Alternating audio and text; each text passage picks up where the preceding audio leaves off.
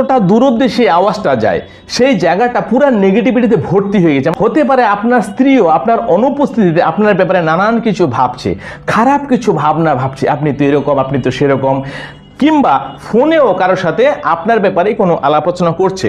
আবার যদি আলোচনা নাও করে কিন্তু মনে মনে হলো আপনারই কথা ভাবছে, যেটা নেগেটিভ, যেটা ভাবা উচিত না। সেই জন্য যখনই আপনি সেই এরিয়ার মধ্যে চলে আসেন, সেই নেগেটিভিটিটা আপনার মধ্যে স্পর্শ করে যাচ্ছে, আর সেজন্য সঙ্গে সঙ্গে আপনার মনটা আনন্দ থেকে দুঃখিত পরিণত হয়ে যায়। বা সমস্ত মানুষের মধ্যে একটা শক্তি রয়েছে, সে সব কিছু ক্রিয়েট করতে পারে, সে কিন্তু জানে না তার শক্তি কতটা, কেননা তার মধ্যেও ভগবান রয়েছেন, তার মধ্যেও শয়তান রয়েছেন। মানুষ যে কোনো জিনিস ক্রিয়েট করতে পারে যদি সে নিজেকে চিনতে পারে বা জানতে পারে। সেই নারী বা সেই ব্যক্তি যে আপনার ব্যাপারে নেগেটিভ ভাবছে, ভেবে ভেবে সে নিজেকে